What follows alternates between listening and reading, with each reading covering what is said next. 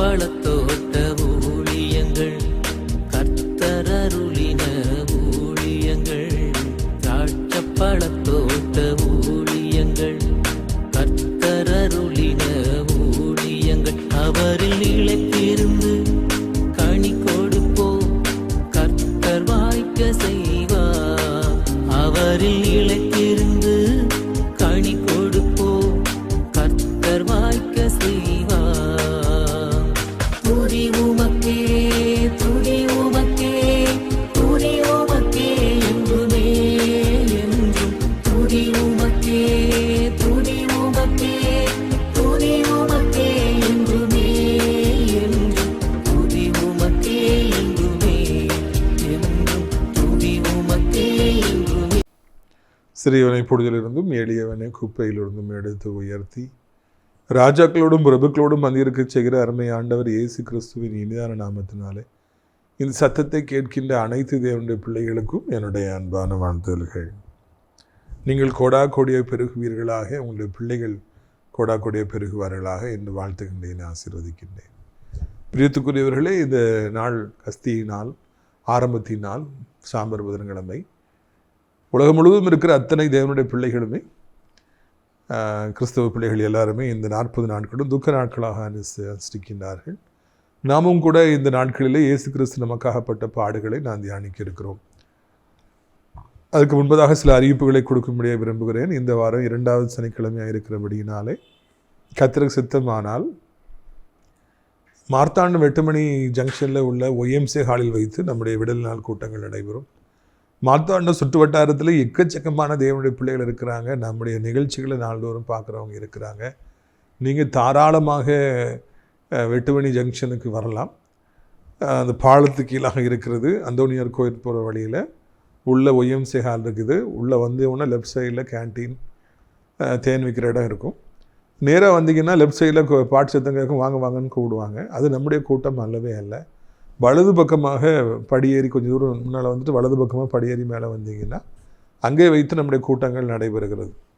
எனவே நீங்கள் அங்கே வந்து உங்களுக்காக காத்திருக்கிற அடியாரை சந்திக்கலாம். கூட்டத்தின் இறுதியில் உங்களுக்காக அடியார் நான் தனித்தனியாக ஜெபிப்பேன் என்பதை மகிழ்ச்சியோடு தெரிவித்துக் கொள்ள ஆசைப்படுகிறேன். சந்திரா தாமஸ் அக்கா அவர்கள் உங்களுக்காக நல்ல விருந்தை ஆயத்தப்படுத்தி அவர்கள் செய்து கொண்டு வராங்க. அவர்களை கர்த்தர் ஆசீர்வதிப்பாராக என்று நான் வாழ்த்துகிறேன். அடைக்கலான் குருவி முதியோர் இல்லத்திற்காக நீங்கள் ஜெபியுங்கள். நாசரே தேவனுடைய மாளிகைக்குள்ளாக இருக்கிறது. இது ஒரு ஆவிக்குரிய முதியோர் இல்லம். அநேக ஜனங்கள் அங்கே தங்கியிருக்கிறாங்க. அவர்களுக்காக இடைவிடாத ஜெபங்கள் ஏறெடுக்கப்பட்டு கொண்டே இருக்கின்றது. இங்கே இருக்கிறவங்கெல்லாம் ஒரு மனதோடு சேர்ந்து ஜெபிக்கிறாங்க.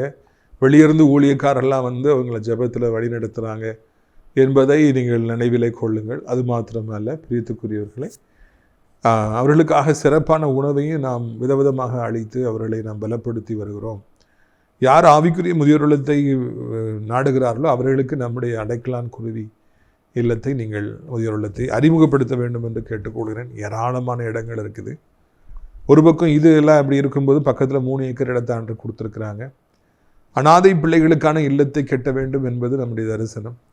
அதோடு கூட முன்னால் ஸ்கூல் கட்டி அவங்கள அதில் படிக்க வைக்கணும். பல லட்சம் ரூபாய்கள் தேவை. ஜூன் மாதம் அதை நம்ம ஆரம்பிக்கணும்.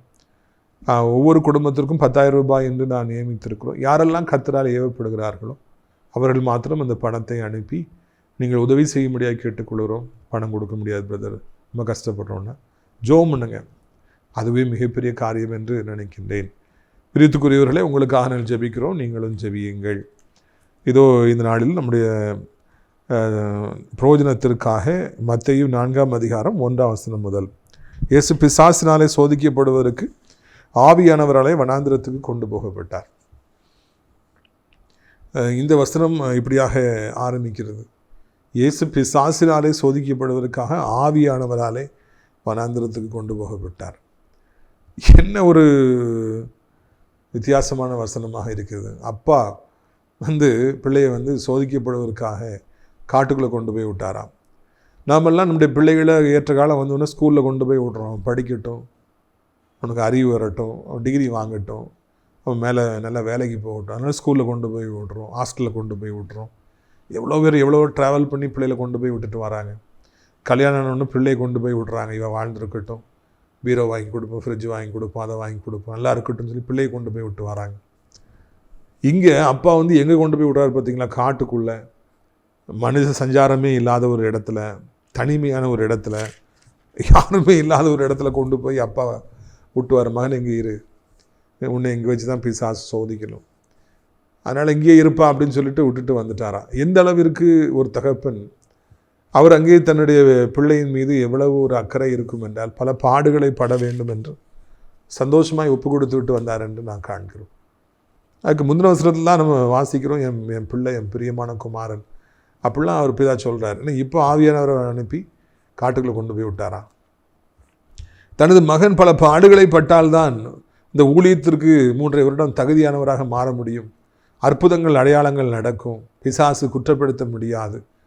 ஆண்டவருடைய நாமம் இந்த பூமியில் மகிமைப்பட வேண்டும் என்றால் ஏராளமான அதிசயங்கள் அற்புதங்கள் நடந்தே ஆகணும். அதுக்கு ஒரே ஒரு வழி, அவர் இந்த தகுதிப்படணும்னா அந்த 40 நாட்கள் கஷ்டப்பட்டு தான் ஆகணும்னு சொல்லிட்டு மனப்பூர்வமாக அதற்கு தன்னை ஒப்பு கொடுத்தார் என்று நாம் காண்கிறோம். தன் மகன் பாடுகளப்பட்ட சந்தோஷமாக அப்பா ஏற்றுக்கொண்டார் என்று காண்கிறோம். இன்றைக்கி ஒரு ஆசிரியர் ஸ்கூலில் படிக்கும் பொழுது மகன் இந்த படிக்கிற பிள்ளைகள் தவறு செய்தால், அவர்களை அடித்தால், இல்லைன்னா அவங்கள திட்டினால், அவர்களுக்கு ஏதாவது கடினமாக நடந்துட்டாங்கன்னா உடனே வீட்டில் போய் சொல்கிறாங்க, உடனே எப்படி என் பிள்ளையை இப்படி பண்ணலாம் அப்படின்னு சொல்லி அப்பா அம்மா சண்டைக்கு வந்துடுறாங்க. ஒரு காலத்தில் ஆசிரியர் அடிச்சிட்டாருன்னு சொல்லி பையன் வீட்டில் வந்து அழுதா என்னன்னே கேட்க மாட்டாங்க, மறுபடியும் 2 சாத்துவாங்க. ஏன்னா ஆசிரியர் அடிச்சிருக்காரு, நீ இது தப்பு பண்ணிருப்பாடான்னு சொல்லி அடிப்பாங்க. அதனால் அதுக்கு பயந்தே பிள்ளைகள் வீட்டில் போய் அம்மா அப்பாட்ட சொல்ல மாட்டாங்க. ஆனால் இந்த நாட்களில் அப்படி இல்லை. தான் பிள்ளைக்கு ஒரு ஆபத்து வந்துருச்சு, ஆசிரியர் அடிச்சிட்டாரு திட்டாரு அப்படின்னா உடனே பெற்றோர் அடிக்க போகிறாங்க. ஐயோ, இந்த காட்சிகள்லாம் அதிக வேதனையும் கொண்டு வருகிறது, அதிக வருத்தத்தை நமக்கு கொண்டு வருகிறது. இங்கே நாம் காண்கிறோம், பிதாவானவர் தன் மகன் ஊழியத்துக்கு வர வேண்டும் என்றால் அவன் தகுதிப்படணும், பல பாடுகளை படணும், அதுக்காக அவனை காட்டில் கொண்டு விட்டுருங்கன்னு சொல்லி ஆவியனை அனுப்பி அங்கே கொண்டு போய் விட்டார் என்று காண்கிறோம். நம்முடைய பிள்ளைகளும் கூட, நம்முடைய பொறுப்பில் இருப்பவர்களும் கூட தகுதிப்பட வேண்டும், அநேக காரியங்களை கற்றுக்கொள்ள வேண்டும். அதற்கு சில பாடுகளை படுவது அவசியமாக இருக்குது. ஸ்கூலில் படிக்கும்போது, காலையில் படிக்கும்போது ஆசிரியர்களால் கடினமாக நடத்தப்படுவது அவசியமாக இருக்கிறது. பல மணி நேரம் நின்று வேலை செய்ய வேண்டும், அது அவசியமாக இருக்கிறது. பல நெளிவு செலவுகளை ஏற்றுக்கொள்ள வேண்டும், பொறுமையாக இருக்க வேண்டும் என்று சொல்லி நான் கற்றுக்கொள்ள வேண்டும். இந்த வாலிப வயசில் நம்ம பிள்ளைகளை இப்போ ட்ரெயின் பண்ணுறோம் பார்த்தீங்களா, இதுதான் கடைசி வரைக்கும் இருக்கும். இப்போ ரீசெண்டாக ஒரு சம்பவம் நடந்துச்சு பார்த்தீங்களா, அமெரிக்க அதிபர் துணை அதிபர் இருக்கும்போது செலன்ஸ்கி எனப்பட்ட உக்ரைன் நாட்டு அதிபர் அங்கே வரார். அப்போ அவங்களுக்குள்ள ஒரு 40 நிமிஷம் பேசிகிட்டு இருக்கும்போது 30 நிமிஷம் நல்லா போகுது. பிறகு திடீர்னு ஏதோ ஒரு பிரச்சனை வரும்போது நன்றி சொன்னீங்களான்னு சொல்லி கேட்கும்போது எப்படியோ ஒரு வாக்குவாதம் வந்துடுது. அப்போது அந்த உக்ரைன் அதிபருடைய நிலைமை இன்றைக்கி பரிதாபமாக இருக்கிறது. அது நான் ஒரு பக்கம் நியாயம் இருக்கா இல்லையா, எதிரி பக்கம் நியாயம் இருக்கா இல்லையா, அதெல்லாம் பேச வரல. நான் சொல்ல வரதை பாருங்கள். அங்கேயே அவங்க 2 பேரும் சேர்ந்து பேசணுன்னா இவரும் பதிலுக்கும் பேசுகிறார். இன்றைக்கி எங்கள் நாட்டில் எப்படி நிலைமை இருக்குது, நாளைக்கு உங்களுக்கும் இப்படி வந்துடலாமேன்னு சொல்லி சர்க்காஸ்டிக்காக அவர் பேசுகிறார். அதனால் அந்த வெள்ளை மாளிகை விட்டே அவரை வெளியேற்றிட்டாங்க. இந்த பக்கமே வந்துடாதுன்னு சொல்லி சாப்பாடே கொடுக்காம அவரை அப்படி அனுப்பி, இது வரைக்கும் அமெரிக்க வரலாற்றிலே அப்படி நடந்ததே இல்லை. காரணம் என்னென்னா, அந்த மனுஷன் வாயை அடக்காமல் இஷ்டத்துக்கு பேசுனது தான். நம்ம நாட்டு பிரதமர் மோடி போகிறாங்க, கனடா பிரதமர் போகிறாங்க, ஜோர்டானுடைய மன்னர் போகிறாங்க, எல்லாருமே அமெரிக்க அதிபர்கிட்ட கை கட்டி அவர் கிண்டலாக பேசினா கூட பொறுத்துட்டு அமைதியாக வராங்க. ஆனால் இவர் மாத்திரம் இஷ்டத்துக்கு பேசுகிறாரு. காரணம் என்னென்னா, சின்ன வயதில் சரியானபடி வளர்க்கப்படாதான் காரணம். பெரியவர்கிட்ட பேசும்போது காரியாகணும், அமைதியாக இருக்கணும்னு அவருக்கு தெரியல, அந்த பாடுகளை படலை. அதனால தான் அவர் இப்போ இஷ்டத்துக்கு பேசி தன் நாட்டுக்கு அமைதி வருவதற்காக இருந்த அந்த டோரை அவரை அடைத்து கொண்டு வந்தார். நம்முடைய வாழ்விலும் கூட வாலிப வயசில் பல பாடுகளை நம்ம பிள்ளைகள் படும்படியாய் நெளிவு சுலுவிலே அவர்கள் கற்றுக்கொள்ளும்படியாக நம்ம வளர்க்கணும். அவங்களை இஷ்டத்துக்கு விட்டுட்டோம் அப்படின்னா, கண்டிக்கலைன்னா அவங்க பயங்கரமான எதிர்காலத்தில் பயங்கரமான பிரச்சனைகளை சந்திப்பார்கள் என்பதை நாள்தோறும் கூட நாம் சந்தித்து வருகிறோம், நாம் பார்க்கின்றோம். எனவே பிள்ளைகளை வளர்க்கிற நேரத்தில் அவர்கள் பாடுகளை படுகிற பொழுது நாம் அதை கண்டுகொள்ளக்கூடாது என்று நாம் அறிந்து கொள்கிறோம். அவங்களை நல்லபடியாக வளர்க்கணும், டிசிப்ளினாக வளர்க்கணுங்கிறதுல பெற்றோர்கள் கவனமாக இருக்கணும். 2வது பாருங்கள், அவர் இரவும் பகலும் 40 நாள் உபவாசமாக இருந்த பின்பு அவருக்கு பசி உண்டாயிற்று. அடுத்தாப்புல 40 நாள் அவருக்கு உபவாசம் செய்யணுங்கிற ஒரு டைம் விதிக்கப்படுது. ஃபாஸ்டிங் இருக்கணும், 40 days நீ ஃபாஸ்டிங் இருக்கணும், ஒன்றும் சாப்பிடக்கூடாது, ஒன்றும் குடிக்கக்கூடாது. அதனால் அவர் அந்த இதை செய்கிற 40 நாள் அவர் ஒன்றுமே சாப்பிடாமல் இருந்தார்னு பார்க்குறோம். ஊழியத்திற்கு தகுதி தனிமை பாடுகள், அடுத்தாப்புல ஊழியத்திற்கான தகுதி உபவாசம். நிறைய பேர் இன்றைக்கி ஊழியம் செய்கிறதுக்கு முன்னால் வராங்க, நான் வரேன் நீ வரேன்னு சொல்ல ரொம்ப சந்தோஷம். தொலைக்காட்சி முழுவதும் ஊழியக்காரர்களால் நிறைந்திருக்கிறது. முந்தி தான் ஒரு சேனல் 2 சேனல் இருந்து அவங்க மாத்திரம்தான் பேசுவாங்க. இப்போல்லாம் அப்படி கிடையாது. எல்லா சேனல் டிசிசியில் 20-25 சேனல் இருக்குது. வந்துக்கிட்டே இருக்கிறாங்க, நான் ஸ்டாப்பிங்காக வராங்க, ஊழியம் செய்து நிறைய பேர் ஆசைப்படுறாங்க. ரொம்ப சந்தோஷம். இந்த உபவாசம் என்கிற அனுபவம் உங்கள் வாழ்க்கையில் இருக்கிறதா என்பதை நீங்கள் சிந்தித்து பாருங்கள். ஏசப்பா ஊழியத்துக்கு வரக்கு முன்னாடி 40 நாட்கள் உபவாசம் தீவிரமாக செஞ்சாங்க. நாமும் கூட உபவாசம் செய்யணும். நிறைய சொல்லுவாங்க, பிரதர் நான் இன்றைக்கி கூட உபவாசம் தான். உபவாசம் பண்ணுறது உண்டான்னு கேட்டேன். ஆமாம், இன்றைக்கி கூட கடைக்கு போனேன், வேலைக்கு போனேன், டைமே இல்லை, சாப்பிடல, அந்த வேலை செஞ்சேன், இந்த வேலை செஞ்சேன், இப்போ உங்களுக்கு சாடாக தான் வந்திருக்கேன், நானும் உபவாசம் தானேம்பாங்க. ஐயோ, அது உபவாசம் இல்லைங்க. That is not fasting, that is starving. அது பட்டினி கிடப்புது, பசி. அது பசி பட்டினியில் கிடக்கிறது. அது உபவாசத்தை என்று எடுத்துக்கொள்ளவே முடியாது. உபவாசம் என்றால் என்ன? நாம் நம்மை வெறுத்து வேலைகளிலிருந்து நம்மை விலக்கி இந்த மாதிரி வனாந்திரத்துக்கு வர்ற மாதிரி வீட்டுக்குள்ளே போய் கதவு போட்டுக்கிட்டு ஆண்டவரே இயேசுவே என்று கதறுவது, அதுதான் உபவாசம். ஜபிப்பது தான் உபவாசம். ஜபமும் உபவாசமும் இரட்டை தண்டவாளங்கள், டபுள் பேரல் கன். பட்டினி கடந்து கொண்டு நானும் உபவாசம் செய்கிறேன்னு சொல்லி அநேகர் தன்னை ஏமாற்றி கொள்கிறார்கள். இல்லவே இல்லை. பட்டினி கிடக்கிறது, சாப்பிடாம நேரம் சாப்பிடாம கிடக்கிறது உபவாசம் அல்ல. உபவாசம் என்றால் என்ன? சாப்பாட்டை வெறுத்து தேவ சமூகத்துக்கு சென்று ஆண்டவரோடு நம்முடைய இதயத்தை இணைத்து அவரோடு பேசுவது. That is called fasting. நல்லா தெரிஞ்சுக்கிங்க. நான் உபவாசம் பண்ணுறேன்னு சொல்லிட்டு வேலைக்கு போயிட்டு எல்லாம் செஞ்சு முடிச்சுட்டு நான் அன்றைக்கி உபவாசம் இருந்தேன்னு சொல்லி நீங்கள் சொல்லுவீங்கன்னா உங்களை நீங்களே ஏமாற்றி கொள்ளுகிறீர்கள். இல்லை இல்லை, உபவாசிக்கிற நேரத்தில் தகப்பனோடு பேச வேண்டும், ஆண்டவரோடு இடைபட வேண்டும், உள்ளத்தை இணைக்க வேண்டும். அப்பொழுதுதான் நாம் அநேக காரியங்களை பெற்றுக்கொள்ள முடியும் என்பதை அறிந்து கொள்ள வேண்டும். எனவே உங்கள் மனதை நீங்கள் திறப்படுத்தி கொள்ளுங்கள். இந்த 40 நாட்கள் நிறைய பேர் ஃபாஸ்டிங் பண்ணுவாங்க. 40 நாள் நிறைய பேர் தாடி வளர்ப்பாங்க. 40 நாள் நிறைய பேர் பூ வைக்க மாட்டாங்க. 40 நாள் நிறைய பேர் கெட்ட வார்த்தை பேச மாட்டாங்க, தண்ணி அடிக்க மாட்டாங்க, சிகரெட் அடிக்க மாட்டாங்க. ஏதோ ஒன்று அவங்க ஆண்டவருக்கு முடிஞ்சதை செய்கிறாங்க. பாராட்ட வேண்டிய காரியங்கள் தான் பிரியத்துக்குரியவர்களே. ஆனால் நான் கற்றுக்கொள்ள வேண்டிய காரியம் என்னவென்றால், தனிமையிலே நம்மை வெறுத்து நான் உபவாசித்து இறைவனோடு வாய் திறந்து பேசுகிறோம் பார்த்தீங்களா, அதுதான் ரொம்ப முக்கியம். இந்த ஃபாஸ்டிங் ப்ரேயருக்கு இருக்கிற வல்லமை வேறு எதுக்குமே கிடையாதுங்க. ஏதோ ஒரு பெரிய பிரச்சனை இன்றைக்கி உங்களை அழுத்திக்கிட்டு இருக்குதா, ஏதோ ஒரு பெரிய கஷ்டம் உங்களுக்கு வந்திருக்குதா, பெரிய வியாதி உங்கள் குடும்பத்தில் வந்துட்டா, பெரிய பண தேவை உங்களுக்கு இருக்குதா, வேலையே இல்லையா, வருமானமே இல்லையா, கடனை எப்படி அடைக்கனே தெரியலையா, மகன் போதைக்கு அடிமையாயிட்டான், கெட்ட ஃப்ரெண்ட்ஸோட போயிட்டான், யாரு கூடயே போயிட்டான், எங்கே போயிட்டானே தெரியல, எனக்கு என்ன செய்யணும்னு தெரியலன்னு தவிக்கிறீங்களா, ஒன்றும் பண்ணுங்கள், உபவாசம் பண்ணுங்கள். உபவாசம் பண்ணுங்கள், ஒன்றும் கெட்டு போகாது. நீங்கள் ஃபாஸ்டிங் பண்ணி ஆண்டவரே கதறுங்க. எது இல்லையோ தானாக சேரும். போன பையன் திரும்பி வருவான், போன மகா திரும்பி வருவா, போன செல்வம் திரும்பி வரும், போன வீடு திரும்பி வரும், பணம் திரும்பி வரும், போன நகை திரும்பி வரும், எல்லாம் வந்துடும். ஆனால் அதுக்காக நீங்கள் உபவாசம் பண்ணி ஜெபிக்கணும். உபவாசம் பண்ணணும், ஜெபிக்கணும். ஜெபம் என்பது முக்கியம், உபவாசம் என்பது முக்கியம். பிரியத்துக்குரியவர்களே, எனக்கு பசி தாங்க முடியாது பிரதர், எனக்கு கஷ்டம் அப்படி இப்படின்னு சொன்னீங்கன்னா கவலைப்படாதீங்க. ஆண்டவர் உங்களுக்கு உபவாசிப்பதற்கு தேவையான பலனை அவர் தருவார் என்பதில் சந்தேகமே இல்லை. எனவே இதை நீங்கள் மனதில் கொள்ள வேண்டும் என்று உங்களை அன்போடு கூட நான் கேட்டுக்கொள்கிறேன். அவர் 40 நாள் முடிந்த பின்பு அவருக்கு பசி உண்டாயிற்று. 40 நாள் உபவாசம் பண்ணுறார், அப்புறம் பசி. அவர் தெய்வகுமாரன், அவர் மனுஷகுமாரன். 40 நாள் உபவாசம் பண்ணும்போது தெய்வகுமாரனாக இருக்கிறார். அது முடிஞ்ச உடனே மனுஷகுமாரனாக ஆறார். அப்போ அவருக்கு ரொம்ப பசிச்சுதான்னு சொல்லி பார்க்குறோம். நம்முடைய வாழ்க்கையிலும் கூட பிரியத்துக்குரியவர்களே, நமக்கு நல்ல பசி நமக்கு கண்டிப்பாக தேவை. அப்படித்தானே? பசி இல்லாமல் சாப்பிடாதீங்க. அப்படி சாப்பிட்டுட்டு இருக்கீங்கன்னா ஆண்டவர்கிட்ட சொல்லுங்கள், எனக்கு பசினா என்னன்னு தெரியணும்ப்பா. பசிச்சு சாப்பிட்டு பாருங்கள், அவ்வளோ ருசியாக இருக்குங்க, அவ்வளோ டேஸ்ட்டாக இருக்கும்.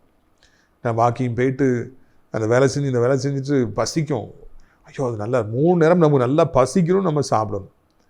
ஆண்டவர்கிட்ட கேளுங்க. அவருக்கு பசி உண்டாயிற்று. இன்றைக்கி நிறைய பேருக்கு பசியே இல்லை.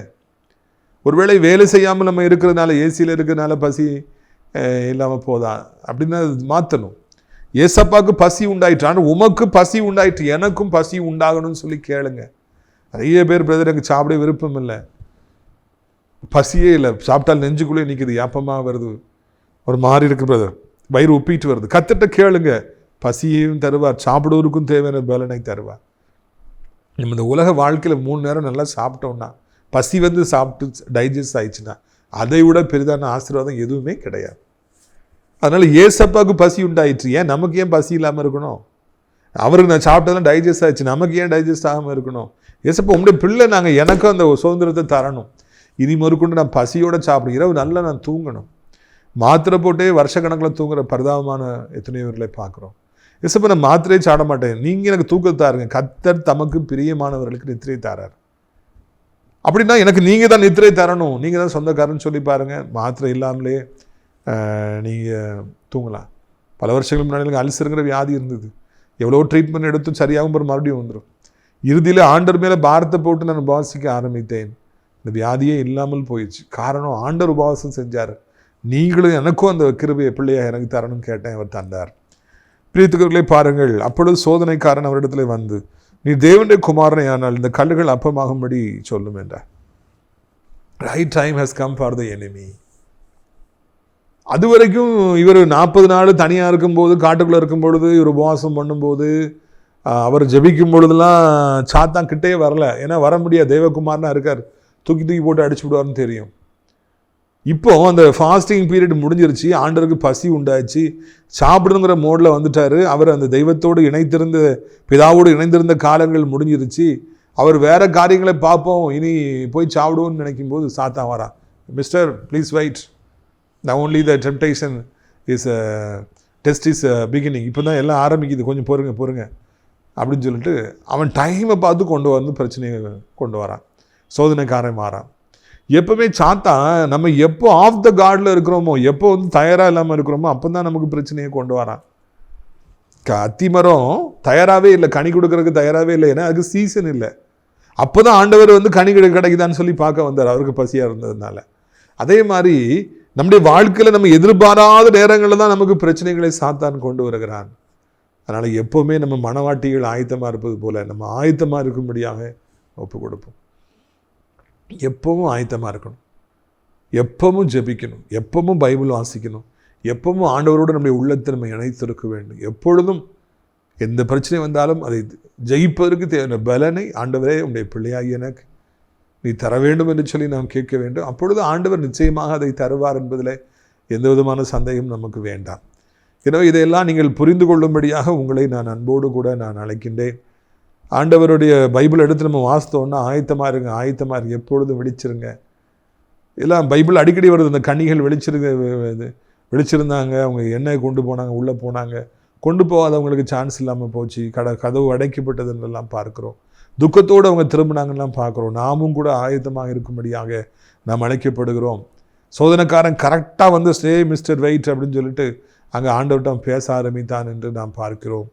இதுவெல்லாம் நமக்கு இந்த நாட்களிலே சொல்லப்பட்டிருக்கிறது. நம்முடைய பிள்ளைகளை வளர்க்கும் பொழுது, ஆவிக்குரிய பிள்ளைகளை வளர்க்கும் போது சொல்லணும், எப்பவும் ஆயத்தமாக இருங்க, எப்பவும் ஆயத்தமாக இருங்க. Always be ready. சிலுவையில் ஆண்டவர் அடிக்கப்பட்ட நேரத்தை பாருங்கள்.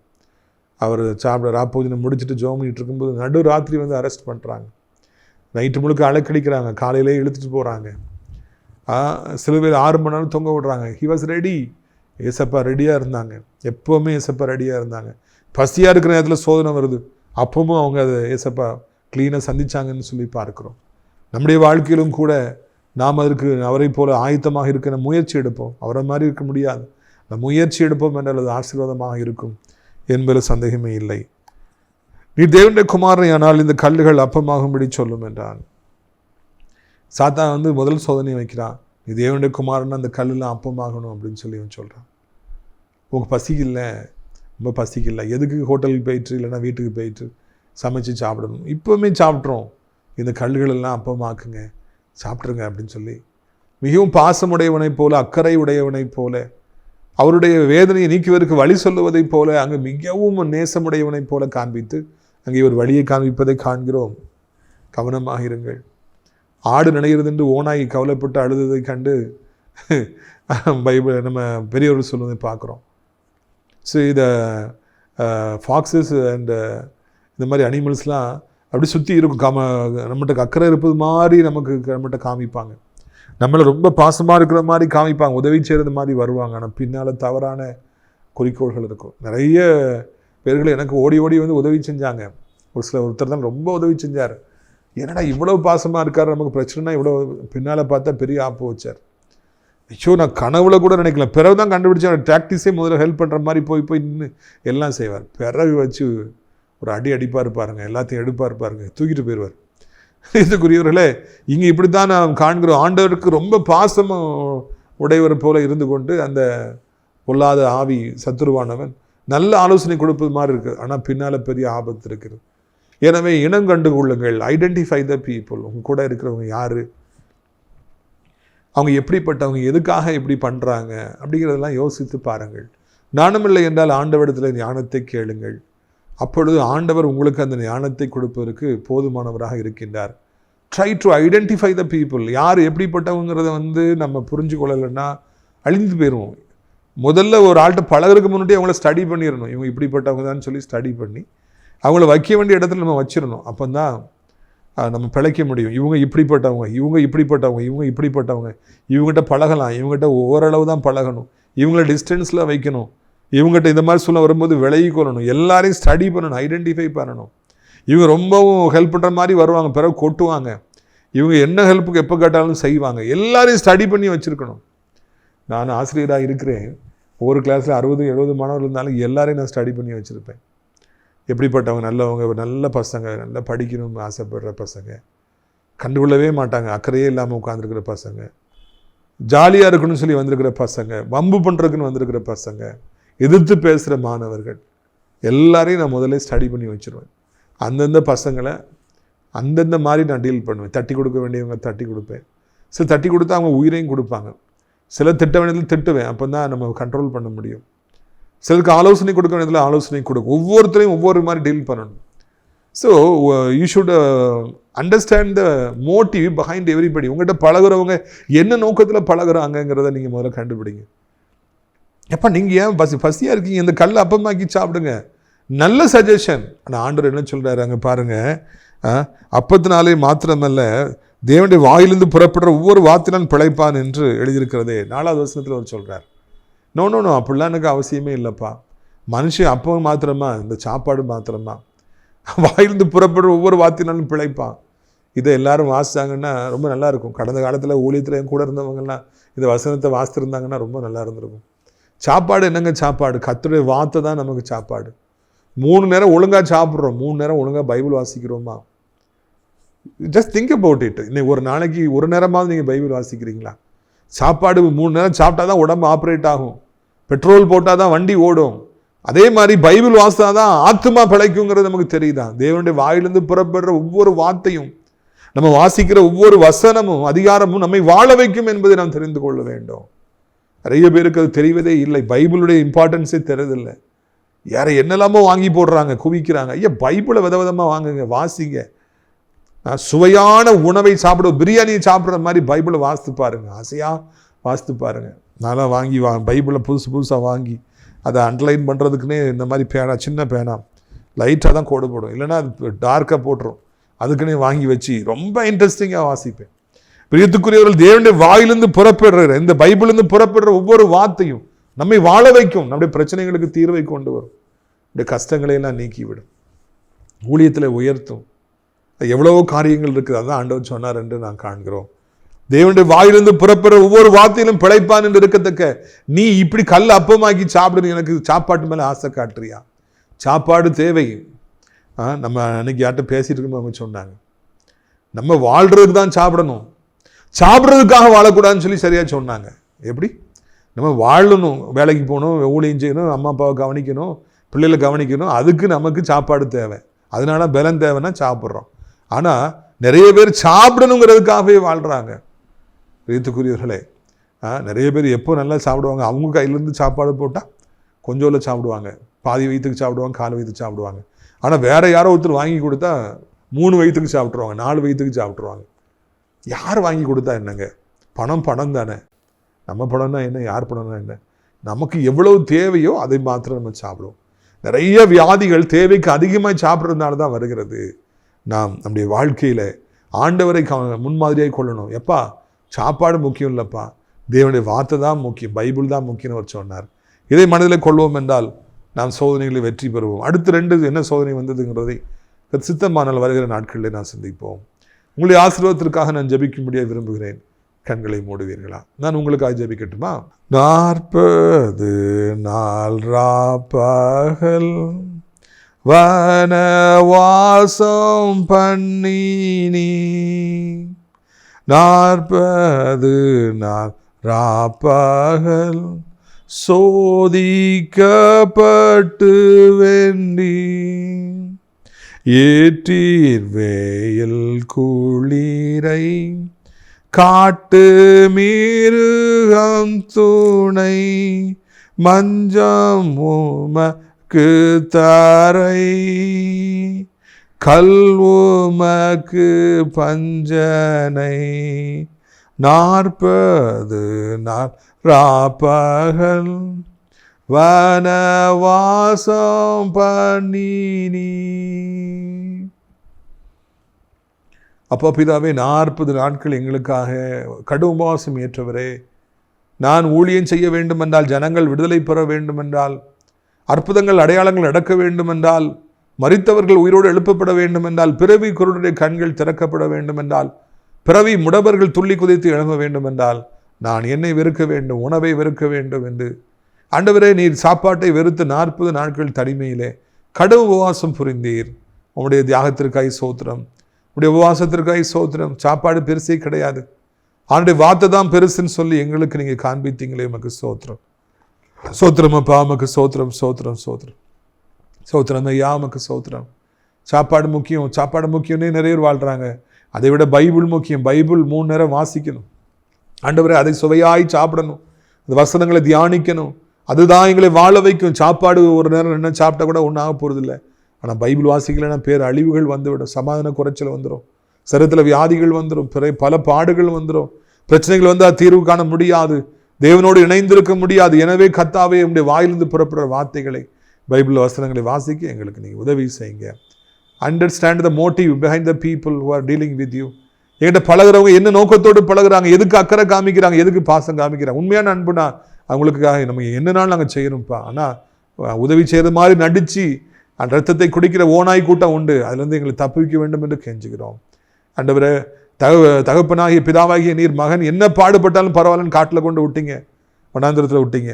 பிள்ளைகளை ஆசிரியர்கள் அடித்தாலும் திட்டினால் நன்மைக்கு தான் செய்கிறாங்கன்னு சொல்லி அதை கண்டுகொள்ளாமல் இருக்கிற பிள்ளைகளை கண்டித்து வளர்க்குற பெற்றோர்களுக்கு அப்படிப்பட்ட மனநிலைமையை தாரும். ஆண்டவரே, இப்பொழுது கூட வியாதிப்பட்டிருக்கிற பிள்ளைகளுக்கு ஜெபிக்கிறோம். கர்த்தர் எப்படியாவது அந்த வியாதிகள் நீக்குங்க, புண்களை நீக்குங்க, கட்டிகளை நீக்குங்க, வலி வேதனையை நீக்குங்க. வலி தாங்க முடியலையே, வலி தாங்க முடியல, அழுறாங்கப்பா. நீங்கள் தான் உதவி செய்யணும். கருப்பான கால்கள், வெள்ளையான கால்கள், நார்மலான கால்களாய் மாறட்டும். அந்த பித்த வெடிப்புகள் மறையட்டும், முடிவு விழுதல் மறையட்டும். கர்த்தாவே, உடம்புல வெள்ளப்படுதல், அப்படி முகமெல்லாம் வெள்ளை வெள்ளையாக இருக்குது, கையில் வெள்ளையாக இருக்குது, மறையட்டும். அந்த வெண்குஷ்டங்கள் மறையட்டும். ஆண்டவர், செயல்படாமல் இருக்கிற அவயங்கள் செயல்படட்டும். புதிய அவயங்களை பொறுத்துங்க. மண்ணிலேருந்து நீங்கள் தானே அவயங்களை உண்டாக்குனீங்க. யாருக்கு எந்த அவயம் கெட்டு போயிச்சோ புதிய அவயங்களை கொடுங்க. நடக்க முடியாத பிள்ளைகள் நடக்கட்டும். விபத்தை சந்தித்து உருக்குழந்து போனவைகள் பழைய பலனை பெற்றுக்கொள்ள, மறுபடி நடக்க, சம்பாதிக்க, வேலைக்கு போக உதவி செய்யுங்க. தகப்பனே, பணம் இல்லாதபடினாலே எவ்வளவோ நிந்தைகளை சந்திக்கிற, வருமானம் இல்லாதனால வாழவே முடியாத நிலைமைக்கு எத்தனை பேர் உண்டு. பணம் இல்லாமல் ஒருத்தரான இந்த பூமியில் வாழ முடியும். எதுக்குனாலும் பணம் தேவை. பிள்ளைகளை கடன் பாரங்களை, வட்டிகளை நீக்குங்க. வாழ்வதற்கு தேவையான வழிகளை உண்டாக்கி தாருங்க. இன்றைக்கு இப்பொழுது ஒரு அற்புதம் நடக்கணும், ஒரு அதிசயம் நடக்கணும்ப்பா. தேவரீர் மிகுந்த கிருபையினாலே நீங்கள் இறங்கணும் என்று சொல்லி கெஞ்சுகிறோம். ஆண்டவரே, வேலை வாய்ப்பு இல்லாத பிள்ளைகள் எல்லாருக்கும் வேலை வாய்ப்புகளை தந்து, நிரந்தரமான வருமானத்தை தந்து காப்பாற்றுங்க. நீங்கள் பிள்ளைங்க எக்ஸாம் எழுதுகிறாங்க, நல்ல மார்க் எடுத்து நல்ல எதிர்காலவர்களுக்கு அமைய கர்த்தாவே நீங்கள் உதவி செய்யுங்க. கவர்மெண்ட் ஜாபுக்காக, டிரான்ஸ்ஃபருக்காக, சம்பள உயர்வுக்காக, ப்ரமோஷனுக்காக காத்திருக்கிறவர்களுக்கு நீங்கள் உதவி செய்யுங்க. புதுசாக கடை ஆரம்பிச்சிருக்கிறோம், கர்த்தரை ஆசீர்வதிக்கணும்னு சொல்கிறவங்கள ஆசீர்வதிங்க. ஆண்டவரே, சோத்திரம் ஐயா. ஆண்டவரே, நாள்தோறும் வருமானத்தை வச்சு தான் வாழ்றேன்னு சொல்லவங்களுக்கு ஆசீர்வதிங்க. தேவையில்லாத செலவினங்கள் வராதபடி காத்துக்கொள்ளுங்க. வாலிய பிள்ளைகள் பாவத்துக்கு அடிமையை நாசமாகி விடாதபடி காத்துக்கொள்ளுங்க. போதைக்கு அடிமையானவர்களை விடுவீங்க. பெரியவர்கள் கீழே விழுந்து விடாதபடி 2 கைகளால் ஏந்தி இவங்களை தப்புவீங்கப்பா. அப்படியே ஆண்டவரை தோத்திரம் ஐயா. எங்கள் பரம தகப்பனே, உலகம் இருக்கிற அத்தனை நாடுகளுக்காக, எங்கள் தாய் திரடாய இந்தியாவிற்காக, அத்தனை மக்களுக்காக ஜெபிக்கிற எல்லாரையும் ஆசீர்வதிங்க. ஆவிக்குரிய பிள்ளைகளுக்காக, ஊழியம் செய்பவர்களுக்காக, பாஸ்டர்ஸ்க்காக, எவாஞ்சலிஸ்ட்காக ஜெபிக்கிற எல்லா சர்ச்சஸ்க்காக ஜெபிக்கிற ஆசீர்வதிங்க. ஆசிரியர் திராட்சைப்பழத்தோட்ட ஊழியர்கள் நேசிக்கிற, நாள்தோறும் நம்முடைய நிகழ்ச்சிகளை பார்க்கிற ஆண்டவர் ஒவ்வொரு நல்ல உள்ளங்களையும் கர்த்தர் ஆசீர்வதிங்க. இறைவா, இந்த அருமையான நாளிலும் கூட கர்த்தாவே, உங்களுடைய பலனை எங்களுக்கு தாருங்க, உங்களுடைய கிருபை எங்களுக்கு தாருங்க என்று சொல்லி கெஞ்சுகிறோம். முதியோர்கள் தங்க அநேக இடங்கள் உண்டு. அநேக முதியோர்களை அழைத்து கொண்டு வாருங்க. ஆண்டவர் ஸ்கூலு அனாதை இல்லங்களை ஆரம்பிக்க உதவி செய்யுங்க, மகிமைப்படுங்க. இரட்சகர் இயேசுவின் மூலம் ஜெபிக்கிறோம் நல்ல பிதாவே, ஆமென். என் ஆத்துமாவை கர்த்தரை சோத்திரி, என் முழுவதுமே அவருடைய பரிசுத்த நாமத்தை சோத்திரி. என் ஆத்துமாவை கர்த்தரை சோத்திரி, அவர் செய்த சகல உபகாரங்களையும் ஒரு பொழுதும் மறவாதே, ஆமென். உடைய கர்த்தராகிய இயேசு கிறிஸ்துவின் கிருபையும் பிதாவாகிய தேவனுடைய அன்பு பரிசுத்த ஆவியினுடைய அந்யோன்யமில்லாத பிரசன்னம் அனைவருடன் சதா காலங்கள் நிலைத்திருப்பதாக. அல்லேலூயா, அல்லேலூயா.